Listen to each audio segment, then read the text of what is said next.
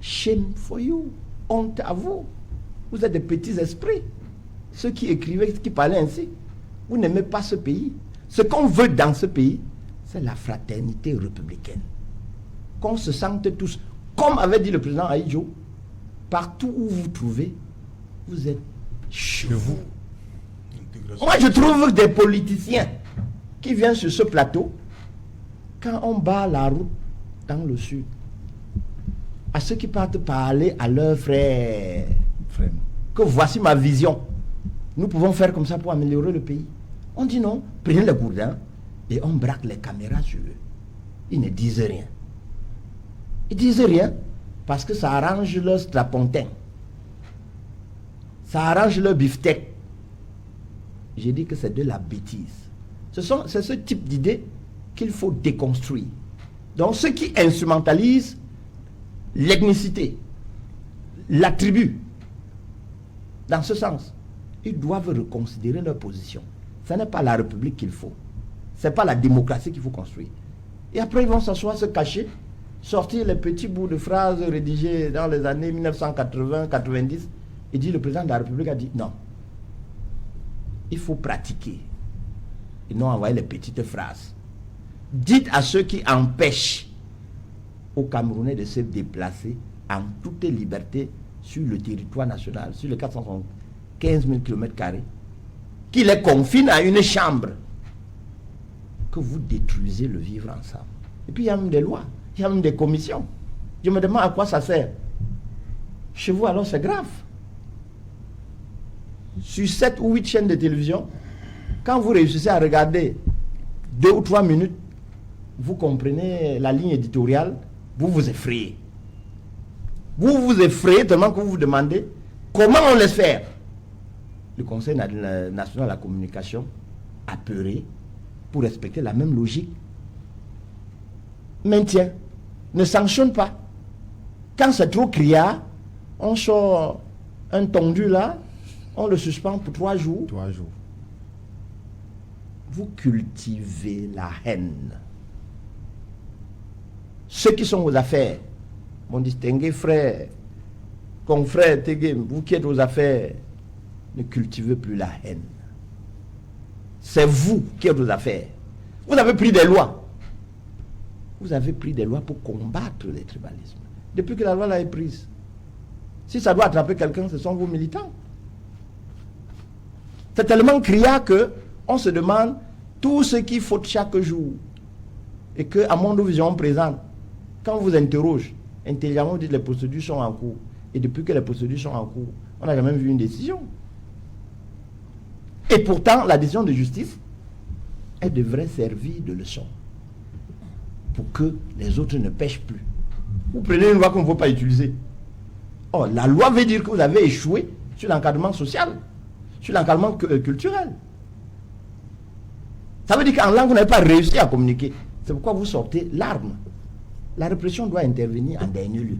Mais quand vous commencez par la répression et qu'on ne voit même pas, la justice doit être perçue. On doit voir qu'elle est rendue. Ok. Voilà. Merci. Vous avez souvenance de votre lecture de l'urgence de la pensée du professeur Maurice Kamto.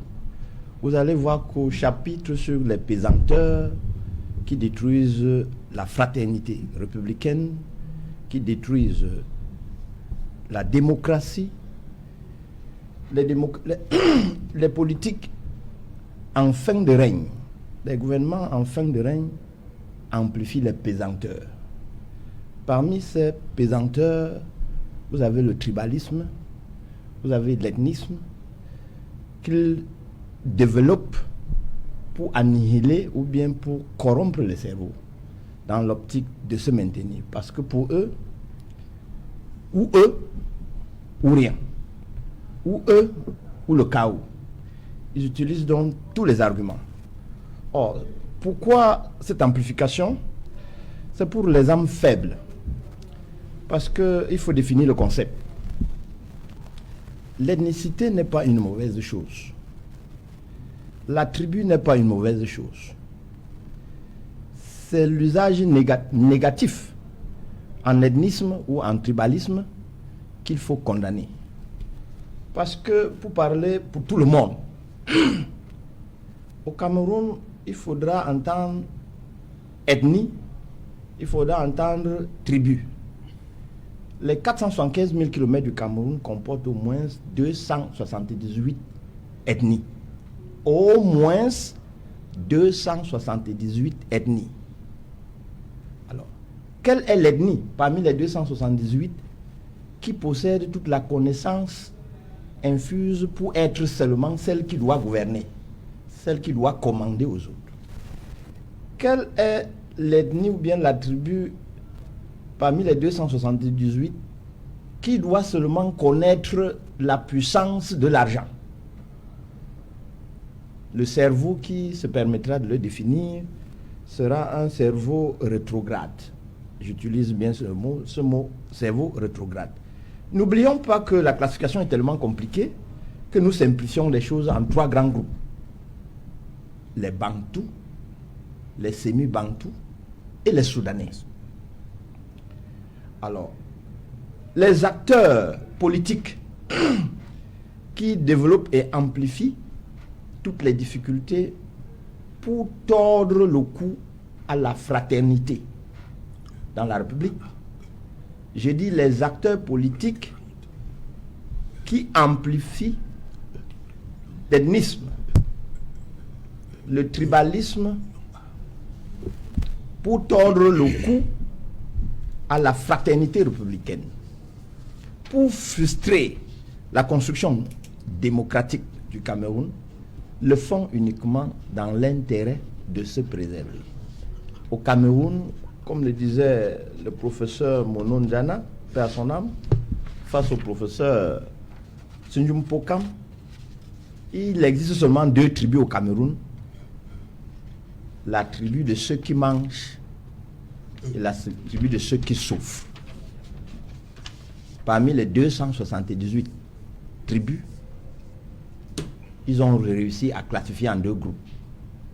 Ceux qui mangent, qui ne sont pas nombreux, qu'on retrouve partout dans les 278, et ceux qui souffrent pour chercher ce qu'eux ils mangent, et ils ont la logique de conserver ce qu'ils mangent.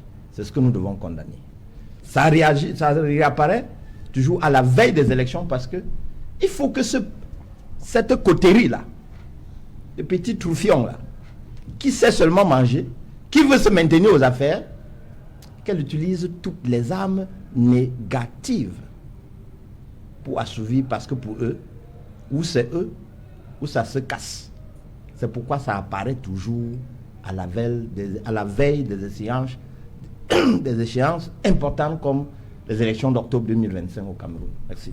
Voilà, Maître Georges Deghem, on accuse souvent le pouvoir d'entretenir les clivages ethniques à des fins purement politiques. Qu'est-ce que vous répondez à cela? On parle très souvent du tribalisme même d'État.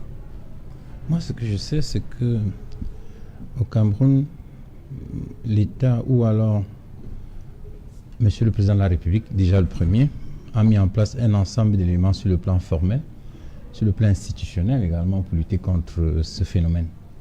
Déjà, il y a une série de lois, il y a des outils de promotion, il y a des outils de répression, il y a un cadre légal également qui condamne. Et j'ai entendu tout à l'heure mon éminent confrère Menguefok, et formateur, dire qu'il y a un problème de classe. Je voudrais faire observer ici que ce n'est pas un problème camerounais. Vous savez que la lutte des classes est éternelle, comme la société mondiale qui se bat pour cela. Et je voulais convoquer ici le ministre Marafa Midouer dans son livre, qui a reconnu que l'un des succès du président Biya, c'est qu'il a réussi à mettre en place une classe moyenne.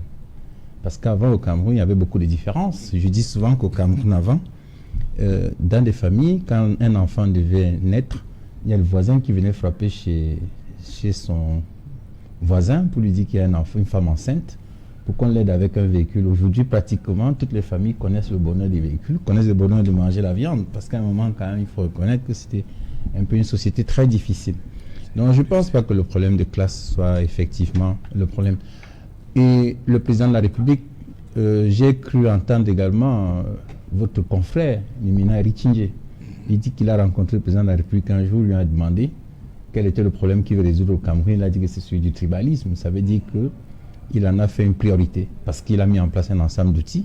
Lorsque vous prenez le Code général des collectivités territoriales décentralisées, lorsque vous prenez le Code électoral, lorsque vous prenez la Constitution de la République, vous voyez qu'il y a quand même une volonté de lutter contre ce phénomène en l'endiguant.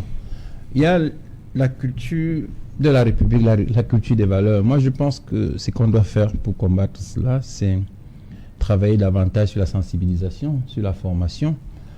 Si nous ne le faisons pas, on risque d'avoir une société qui se délite. Et Monsieur le Président de la République, je le prends toujours parce que son collaborateur, le ministre Atangana Mbara, a écrit dans un livre qu'il était venu le voir pour lui dire qu'il avait composé un gouvernement où il y avait 3 ministres originaires d'un même arrondissement. Et Monsieur le Président de la République de lui répondre, Monsieur le ministre d'État, est-ce qu'ils sont Camerounais? Dès qu'il a dit oui, il a dit faites publier. Je nomme avant tout les Camerounais.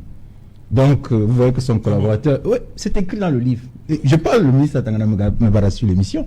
C'est écrit noir sur blanc. C'est écrit noir sur blanc. Il a dit, il était venu voir le chef de l'État, il dit, dans le gouvernement que vous avez formé, il y a 3 ministres originaires d'un même arrondissement. Je pense que c'était le même département. Quand il dit, je pense que c'est l'arrondissement de Zoïtélé. Parce que quand je vois le gouvernement là, je pense que c'est celui-là.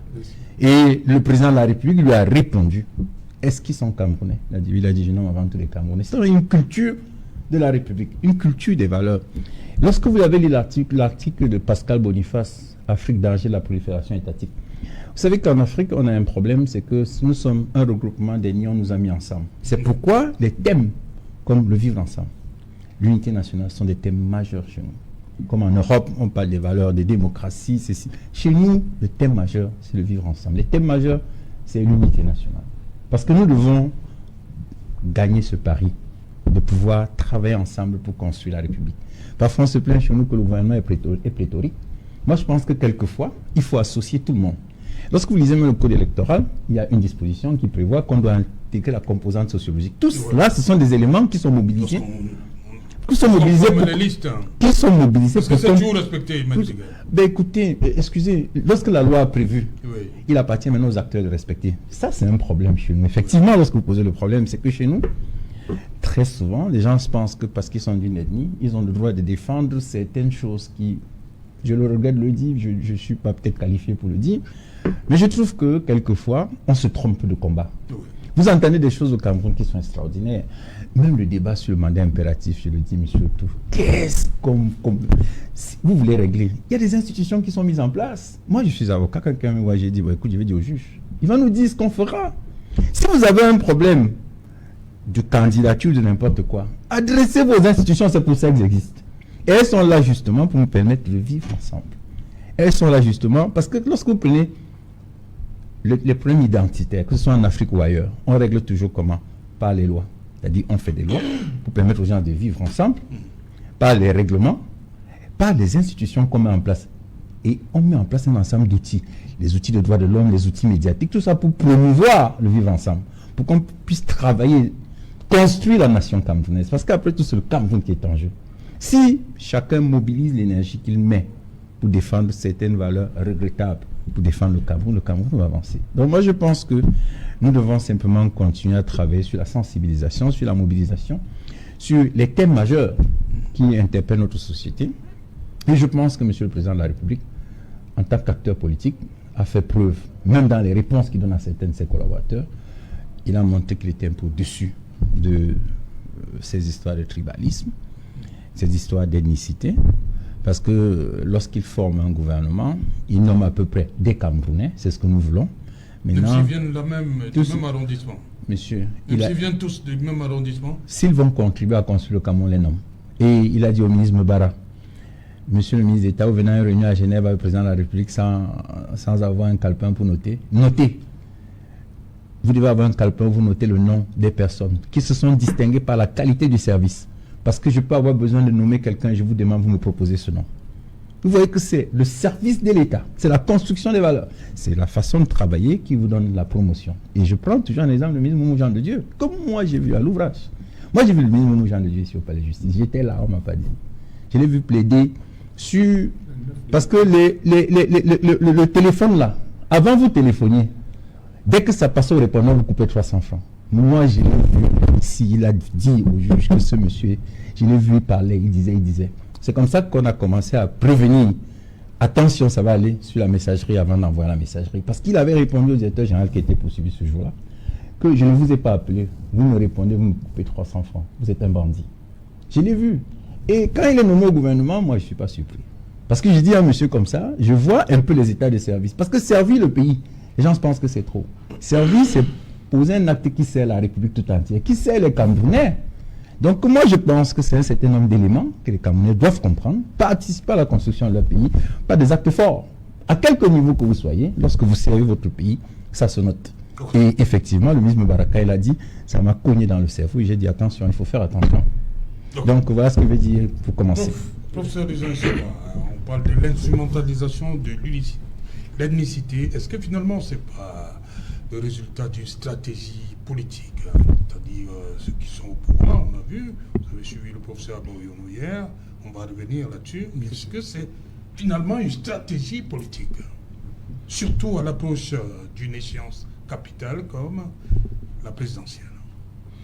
Ça, j'en tout, gouverner un pays comme le Cameroun relève d'une gageure, puisqu'on observe très bien que les ethnies sont plus nombreuses que les jours de l'année. Parce que lorsque le maître Tegan parle de 250, nous sommes à près de 300 ethnies au Cameroun. 300 déjà. Et vous convenez avec moi que cela devient très difficile dans la gestion du pouvoir politique. Alors, c'est quoi une ethnie? Pour le dire de la manière la plus simple, c'est-à-dire que c'est une organisation sociale bâtie autour, j'allais dire, des appartenances spécifiques. Ça peut être la culture, ça peut être le lien géographique et bien d'autres. Et à partir de là, vous convenez avec moi que le problème avait déjà été perçu en 1968 par le président Amadou Ahidjo lors d'un très grand discours à Garoua.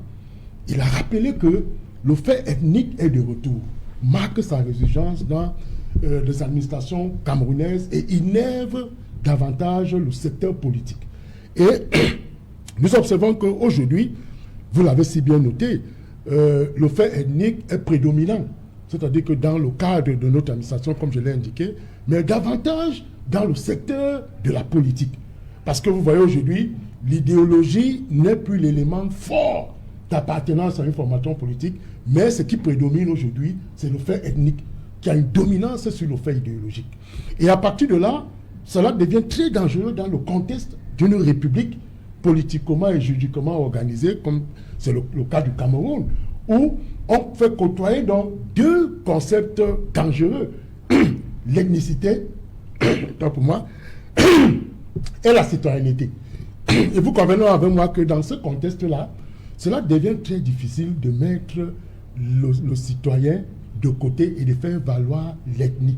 Parce que nous sommes dans une république, la res publica, la chose qui appartient à tous. Et cela devient très dangereux parce que l'ethnie devient comme une donnée politique mobilisable, instrumentalisable dans le cadre justement du jeu politique. Parce que quand vous regardez aujourd'hui les acteurs politiques, on va vous dire, vous avez vu sur les réseaux sociaux, on va dire, mais un Louisé Essomba qui soutient, par exemple, un Moïse Kamto, ce n'est pas normal. Or, nous sommes dans une république. C'est-à-dire qu'on devait aller au-delà de cette considération ethnique.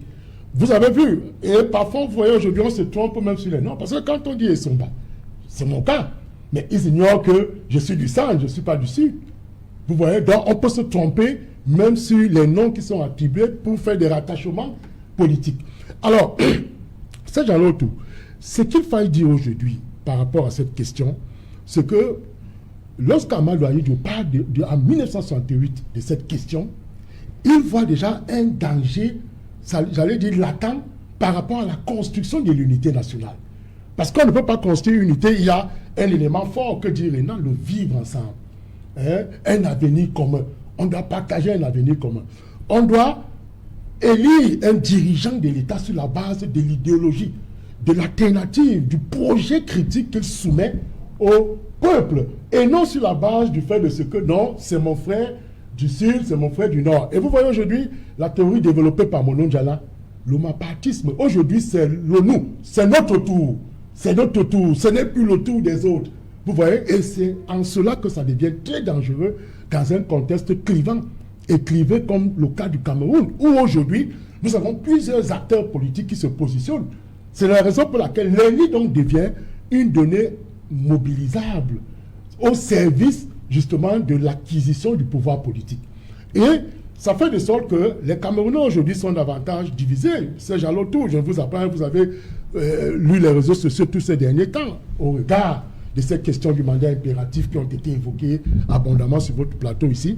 Vous vous rendez compte que les positions parfois qui sont prises sont des positions qui sont bâties autour du fait que non, nous avons eu un président qui vient du Nord, nous avons eu un deuxième qui vient du Sud. Ce qui est évident aujourd'hui, nous devons avoir un président qui vient de l'Ouest ou qui vient de l'Est, ou ainsi de suite. Donc vous voyez que le débat n'est plus construit autour du projet politique, autour justement de l'alternative politique qu'on projette, mais autour du fait ethnique. Et cela devient donc, tout comme je l'ai souligné tout à l'heure, très dangereux pour la construction de notre unité nationale. Nous pensons que le citoyen camerounais doit aller au-delà de la conception ethnique. Parce que quand on parle du fait ethnique, on le rapproche justement au fait tribal. Donc, on doit dépasser les logiques tribales pour justement se reverser vers des logiques républicaines. Serge Alors Touré, c'est celui qui présente le meilleur projet politique. Qui que je sois, Camerounais que je suis, je vais voter pour lui tout simplement parce qu'il a le meilleur projet politique par rapport à mon frère du même village. Donc, c'est cette construction que nous devons bâtir pour que nous ayons des élections qui reflètent justement notre syncrétisme culturel, qui respectent notre composition sociologique. Maître Tegan m'a dit tout à l'heure, vous voyez, on les a inscrits dans les textes, la composition sociologique.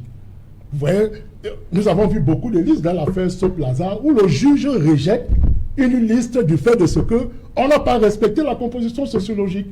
Et le combat aujourd'hui, la préoccupation nécessaire de nos dirigeants réside sur cette lutte-là, c'est-à-dire que lutter contre le fait ethnique pour faire prévaloir le fait idéologique. Voilà, Albert Londo, vous êtes du MRC, votre parti est souvent accusé par certains de s'appuyer sur des ressorts purement identitaires. Et vous êtes là pour démentir tout cela. Comment vous réagissez à cette caricature qui est très souvent collée à votre parti politique? Je crois que, c'est Alain, ce qui se passe aujourd'hui avec le MRC, d'autres partis, il y a d'autres formations politiques qui ont subi la même chose. Hein. Et le SDF en a subi la même chose. Tout simplement parce que quand vous êtes un parti qui ne se positionne pas comme un collabo du RDPC, directement, ils vont chercher comment ils vont vous coller votre appartenance à une contrée et surtout du dirigeant du parti. S'il arrivait qu'on changeait Maurice Kamto à la tête du MSC aujourd'hui, ils ne diront plus que sur le parti des Bamileke. Ils vont plutôt dire, si maintenant c'est un Sawa qui est président, ils vont dire non, maintenant c'est... Donc vous comprenez que... Et regardez comment ça se passe. C'est à chaque fois quand il y a une échéance électorale. Ça veut dire que ça se fait à dessein. Oui, j'ai bien écouté M. Tegem, quand il parle, c'est comme si on va sortir d'ici. Le Cameroun, non, ça sera très bien. C'est comme si on ne va plus dire que le Bamileke ne doit plus être ceci. Non, il est bien écouté, c'est beau, M. Tegem, mais il y a les batteries, il y a les batteries qui sont mises sur pied, il y a tout. Qu'est-ce qu'on fait alors? Lorsqu'il y a des hommes politiques qui s'expriment en stigmatisant d'autres, lorsqu'il y a des médias qui prennent le temps à vulgariser la haine au quotidien, à laisser plutôt la formation politique, mais à s'intéresser plutôt aux leaders de ce parti. Et aujourd'hui, quand vous regardez même le MRC, je crois que mon président national a déjà longtemps parlé de ce problème. Le RDPC est très libre de dire que le Sud est notre socle granitique. Ils se sentent à l'aise. Quand on disait qu'au Sud, en dehors du RDPC, on ne parlera plus de personne. Ça ne dérange pas. Mais si vous essayez de dire qu'à l'Ouest, on va parler de Kamto, ils vont dire que vous avez compris, non. C'est leur chose là-bas.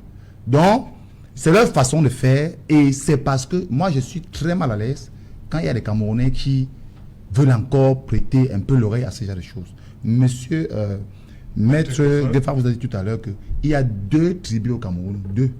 Ceux qui mangent et ceux qui ne mangent pas. Et ils ont fait l'effort d'aller à dire que dans chaque village ou bien dans chaque arrondissement, ils ont estipé une personne ou deux et où on va tout leur donner et ils vont venir après narguer ceux qui sont là. Le discours de la haine qui monte aujourd'hui avec acuité, c'est juste parce que on s'est rendu compte que le MRC est en train de mobiliser. Le MRC est le parti qui est en train de vouloir vraiment aujourd'hui faire l'alternative avec le RDPC. Maintenant, qu'est-ce qu'il faut faire? Puisqu'il y a des personnes qui sont encore très que je ne voudrais pas dire certains monsieur ici, mais qui ne sont pas aussi prêts à comprendre que c'est un jeu du pouvoir uniquement pour rester où ils sont restés depuis 43 ans. La montée du tribalisme aujourd'hui est bien fabriquée par le parti État RDPC. Parce que si toutes ces batteries qui étaient mises sur pied, si on avait dit que voilà un discours de haine qui est prononcé dans une chaîne et que on ne venait pas faire la chasse aux sorcières comme on va aujourd'hui, on sanctionne les gens 3 mois, d'autres on les donne une semaine, et qu'on les sanctionnait normalement pour dire, j'ai entendu des gens ont dit que non, on va tuer les Bamileke et on va même prendre leur terrain. Ça n'a dérangé personne. Aujourd'hui on dit non, le parti de Kamto, c'est le parti des gens de l'Ouest. L'autre jour, quand le président Kamto arrive à Douala et qu'il était séquestré à son hôtel, il y a des gens, il y a des camarades de maître Tegum qui ont pris la liste des personnes qui ont été interpellées et ils ne sont pas dérangés, ils n'ont pas posé la question pourquoi est-ce qu'ils ont été interpellés, parce que ces gens ont été interpellés dans les restaurants, ils mangeaient. C'est-à-dire que les personnes, puisqu'on a interpellé lundi, où le président Kamto n'était même pas là. Mais les gens ont laissé le pourquoi est-ce qu'on peut interpeller un Camerounais qui est dans un restaurant en train de manger. Ils ont plutôt regardé le nom des personnes qui étaient sur la liste en disant que voilà comment en plein Douala on peut venir arrêter 30 personnes et les 30 personnes, ils n'ont pas dit qu'ils sont de l'Ouest, ils ont dit que les 30 sont des Bahamas. Donc comme pour dire qu'il n'a que des Bahamas pour être des Kamto. C'est grave comme ça, c'est grave. Et ce sont les militants du RDPC. Donc il ne faudrait pas qu'on vienne ici nous faire croire que nous sommes en train les autres personnes sont en train de combattre ça. Mais le RDPC ne peut jamais combattre le tribalisme parce que ça les arrange. C'est avec ça qu'ils utilisent pour se maintenir. Et dans notre parti aujourd'hui, nous ne sommes plus là pour dire si le MSC est Bamileke ou pas. On a dépassé l'étape là. Même moi, si on a tout fait. Quand je suis même allé en 2020, avant qu'on ne refuse d'aller aux élections, quand on faisait nos dossiers, j'ai souffert pour faire des dossiers. Pourquoi? Où les gens ont dit carrément que j'étais un traître. Où nous sommes allés déposer les documents dans les commissariats que je ne voudrais pas. Parce que pour eux, c'est que comme je suis étonné, je ne dois pas aller soutenir un monsieur comme Maurice Kamto. Donc c'est terrible. Et les gens me l'ont dit en face que monsieur Loutou, tu es un traître. Et j'ai dit bon, malheureusement, mais je vais rester avec Kamto. Si ça peut vous tuer, allez mourir. Donc c'est une technique du RDPC à tout moment quand les échéances arrivent. Mais aujourd'hui au MSC, on n'a pu dire, quand vous regardez même l'architecture du parti, vous comprenez que on n'a rien à nous déranger. Qui taxe le MSC de tout, ça ne nous dérange pas. Nous savons que dans la composition même des membres du directoire du MSC, que ce soit les vice-présidents, les secrétaires nationaux, c'est un ensemble. Que ce soit, il y a les nordistes, il y a les Sawa, nous sommes un tout. Et le MSC a pris... Pourquoi on vous colle toujours cette étiquette? Comment comprendre? Qu'est-ce qui se passe? C'est Jalin. Vous savez pourquoi ils font ça? C'est parce qu'ils se sont rendus compte que nous sommes sérieux. On a dit que le RDPC a détruit le Cameroun depuis 43 ans et que nous sommes la formation politique, que nous nous inscrivons pas en tant que collabo, mais on leur dit vraiment, vous avez fait pour vous. Nous aussi, on veut venir en tant que formation politique avec d'autres Camerounais qui ont aussi de l'expérience, qui peuvent apporter aussi. Mais et quand on parle comme ça, ils se rendent compte que, voilà, effectivement, ils sont différents des autres qui parfois veulent faire la figuration. Et puis, bon, voilà les personnes qu'on ne peut pas corrompre. Parce que quand vous êtes un digne fils du Sud et que vous êtes militant du MSC, vous avez vu comment on a vandalisé nos plaques, nos pancartes au Sud, en disant que ça ne va pas exister ici. Vous avez vu vous-même dans les médias comment nos militants, à l'époque, on avait bloqué l'entrée pour entrer au Sud en disant que rentrez chez vous. Ça n'a dérangé personne. Mais l'autre jour, j'étais encore très amusé de voir comment les mêmes gens Allez, les gens du RDPC ont publié comment le RDPC a défilé à Baham. Et les Baham n'ont pas de problème avec ça. À Baham, il y a les militants du RDPC, il y a les militants du SZ, il y a les militants du PUS. Donc les Baham n'ont aucun problème. Ils ont dit que le RDPC n'a qu'à défiler.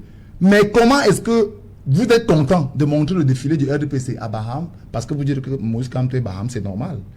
C'est normal. Il n'y a personne de nous qui n'est sorti de nulle part. Et j'aime toujours dire aux gens, on peut se vanter, je peux me vanter en disant que voici mon habit que j'ai acheté. Qui de nous avait choisi de naître où il est aujourd'hui? Moi, je suis né, on m'a dit que tu es étonné.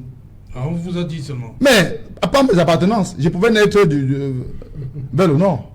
Si je sortais que j'étais le fils peut-être d'un Mohamed, où je serais nordiste. Donc, c'est pas parce que je suis né et qu'on a dit que je suis étonné que je veux dire que oui, j'ai le privilège devant un Sawa, ou bien devant un sudiste, ou bien devant un nordiste, parce que ce sont les amis qui sont au pouvoir. Non. Il va falloir qu'on comprenne que c'est une tactique du pouvoir, parce qu'à chaque fois que l'élection présidentielle arrive, ils mettent ça. S'il était sérieux, il devait commencer même au niveau des candidatures lors des municipales. Vous allez voir que ils vont vous dire oui, il faut respecter la composante sociologique, mais quand vous allez regarder les listes, vous allez comprendre que vraiment ça ne se respecte pas. Mais on dit ça comme ça parce qu'on veut faire plaisir. On vous dit que non, si vous parlez du tribalisme, on vous sanctionne. Mais au fond, on dit allez le faire parce que ça va encore soulever d'autres problèmes. Et nombreux sont ceux qui sont tombés dans leur coup aujourd'hui, où on vous dit que non, Kamto est ceci, Kamto est ceci. Mais on oublie qu'il y a eu des ministres camerounais qui ont dit qu'un Bamileke ne sera jamais un président. Mais il s'accroche sur, je ne sais pas, en disant qu'on a vu le meeting de Moïse Kamto, on a vu les gens qui étaient présents, c'était les gens qui étaient de l'Ouest, c'était des Baham. Mais si les gens s'abstiennent, attends, si les gens du Sud disent que le MSC ne s'intéresse pas, ils vont interdire les gens de Barante ou bien de Tchang de militer. Même si tous nos militants sont que de l'Ouest, c'est le problème. Mais si les gens veulent refuser qu'on ne milite pas, on ne doit pas. Le MSC est ouvert. On va vous poser la même question. Oui. Le MSC est ouvert à tout le monde. Mais les gens s'abstiennent. Une minute. Ce sont des Camerounais aussi, non? Mais écoutez, qu'à partir du moment où vous avez la nationalité, vous êtes Camerounais. Voilà, merci. Voilà. Donc si les gens, parce qu'apparemment, certains parents refusent même à leurs enfants d'aller au MSC parce qu'ils veulent juste prouver que c'est le parti de Bamileke. C'est bizarre. Mais je dis que ça soit au littoral, au sud, nous sommes partout. Et il y a les jeunes qui ont compris. Je suis sur le terrain, il y a les jeunes qui ont compris que c'est du bruit. Les Camerounais sont ceux qui mangent et ceux qui ne mangent pas. Et les non-mangeurs sont partout. Ceux qui mangent sont partout. Voilà, Maître Augustin Gueffak, comment préserver la paix avec ce discours? C'est très compliqué. Pourquoi? J'aime souvent dire pourquoi seulement au MRC on regarde. On connaît beaucoup de partis qui ont une base purement ethnique, mais pourquoi le MRC? Moi j'aime pas trop quand on parle de politique au Cameroun, qu'on dise qu'un parti a une base ethnique. Oui. C'est faire preuve d'une petitesse d'esprit que d'être aussi réducteur. Celui qui dit que le RDPC est l'affaire du socle granitique, est-ce que le RDPC est né dans le sud du Cameroun? Du tout. Non. On a vu un poste au professeur Mariono.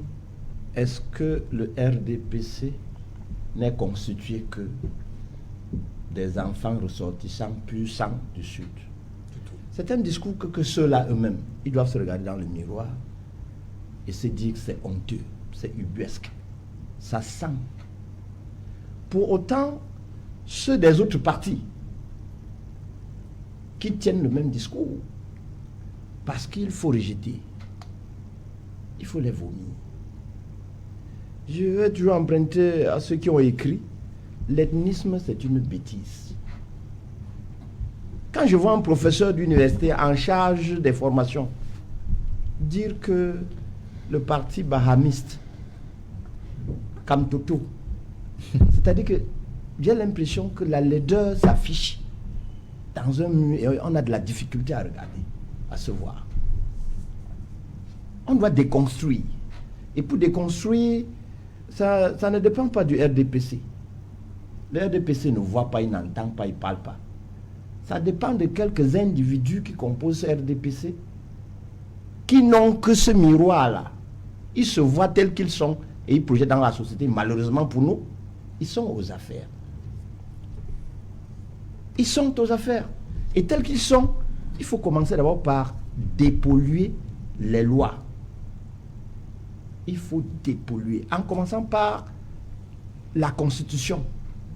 Qu'est-ce qu'ils appellent la protection de l'ethnie minoritaire dans la Constitution?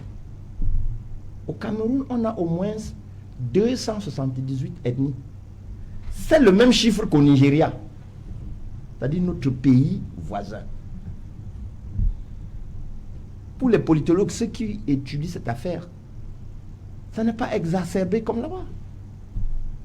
Ici, on manque d'intelligence, on développe ce qui est sale pour diluer l'esprit ou bien le vivre ensemble, communément appelé la fraternité.